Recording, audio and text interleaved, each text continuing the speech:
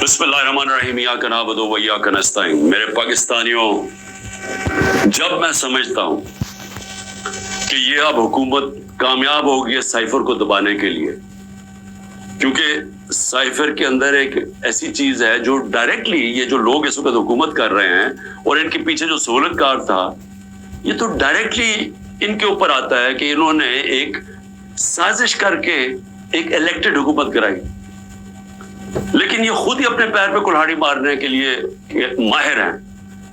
اتنا ان کو خوف ہے کہ عمران خان کسی طرح الیکشن سے باہر کیا جائے، کیونکہ ڈر لگا ہوا ہے کہ الیکشن میں آگے تو ہار جائیں گے۔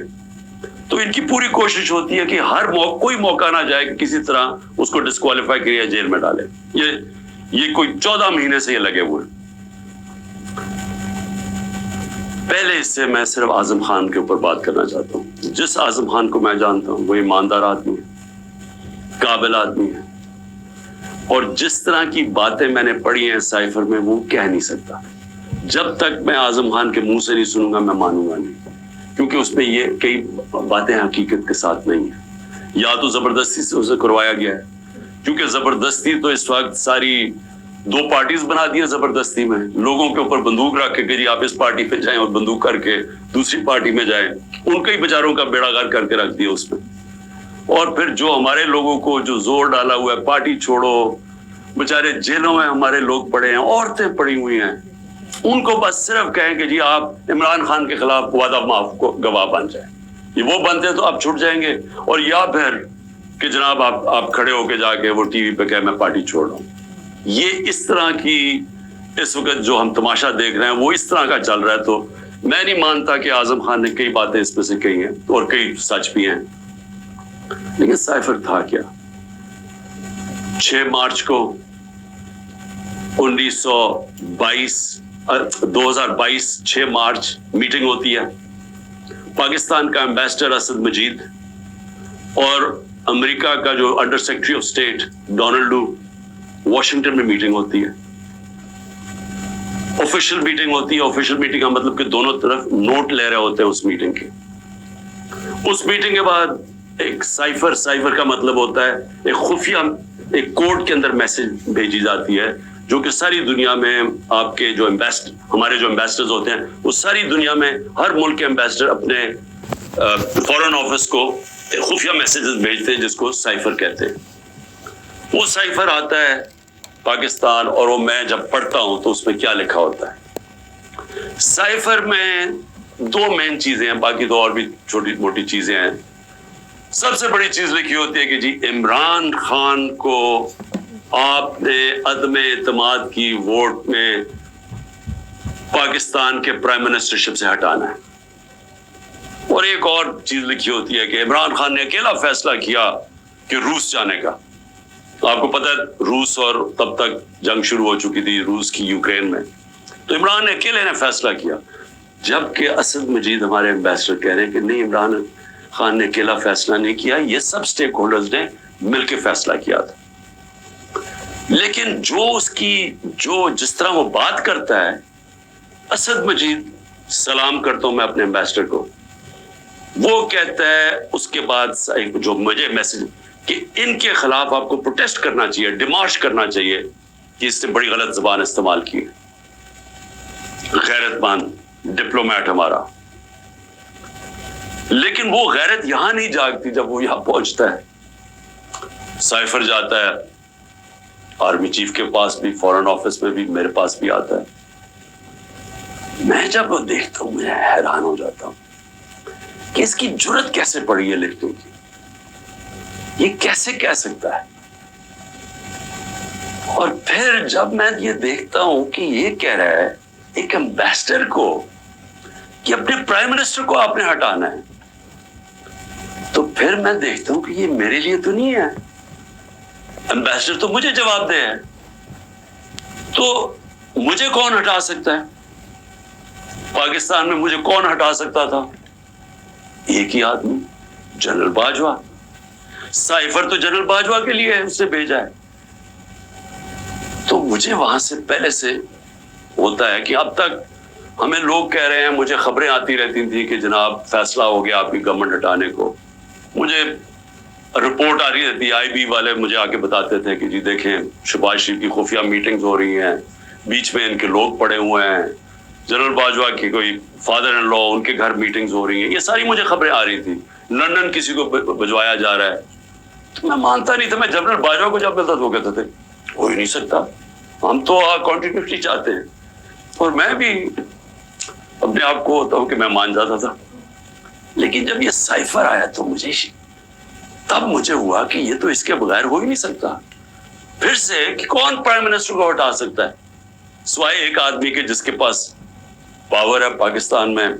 تو پاور ادھر ہی ہے, سپر کنگ ہے, سب پوچھنے والا کوئی نہیں ہے, لیکن پاور ہی پاور ہے.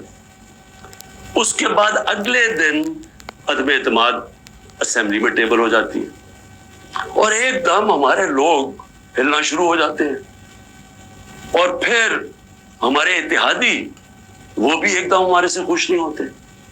لیکن یہ یاد رکھیں کہ یہ ٹائم کون سا تھا. یہ وہ ٹائم تھا جب پاکستان کی اکانومی 17 سال میں سب سے بہتر امپروو کر رہی تھی.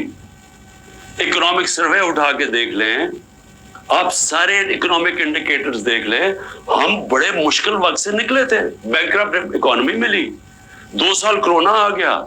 دنیا نے تعریف کی کہ پاکستان وہ ملک ہے جو ٹاپ 3 ملک ہے جنہوں نے سب سے بہتر کرونا, اتنی بڑی وبا, اتنے بڑے کرائسس سے ڈیل کیا. جبکہ ہندوستان میں تباہی آئی, ایران میں تباہی آئی, ساتھ والے ملک. پاکستان کی تعریف دنیا کرتی تھی.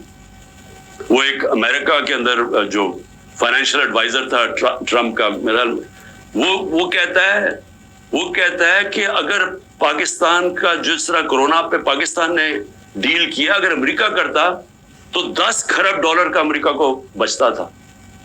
تو ادھر سے نکلے, اکانومی گرو کر رہی ہے, انڈسٹری گرو کر رہی ہے. تو ایک دم یہ عدم اعتماد گدر سے آ گئی. تو جس کو میسج دی تھی اس نے اپنا کام شروع کر دیا, ایجنسیز نے کام شروع کر دیا, ہمارے لوگوں کو میسیجز آنے شروع ہو گئی کہ جناب ISI کے لوگ ایکٹیو ہو گئے. مجھے جب آیا, میں جنرل باجوہ کے پاس گیا, میں نے کہا آپ کا لاہور والا جو آدمی ہے وہ ہمارے MNS کو کہہ رہا ہے کہ ہم نے ہاتھ اٹھا لیا ہے, اب آنے والی گورنمنٹ دوسری ہے, یہ شہباز شریف کی. میں جنرل باجوہ کو وہ اچھا اس نے کہا ہے, میں وہ بھی اسے فارغ کرتا ہوں. تو یہ ڈرامے ہمارے سے ہوتے رہے. پیچھے سے پورا پلان بنا ہوا تھا. اچھا میں نے پہلے تو میں یہ کہوں کہ مجھے اتنا شرم آئی, مجھے پاکستانی ہوتے ہوئے میں آپ کو سچ بتانا چاہتا ہوں, مجھے شرم آئی کہ اس کی جرات کیسے ہوئی کسی چھوٹے ایک آفیشل کی کہ جو ہمیں اتنی بڑی دھمکی دے دے اور ایمبیسڈر کے ذریعے میسج بھجوائے کہ پرائم منسٹر کو ہٹا دو. لیکن اس کی غلطی نہیں تھی. شرم یہاں نہیں آ رہی تھی. جن لوگوں کی ذمہ داری تھی کہ قوم کی حفاظت کرنا, جس آدمی کی کہ قومی وقار کو بچانا, قومی غیرت, وہ ساتھ ملا ہوا تھا. اس نے ان کے, یعنی یہ سارا پلان ادھر سے شروع ہوا تھا.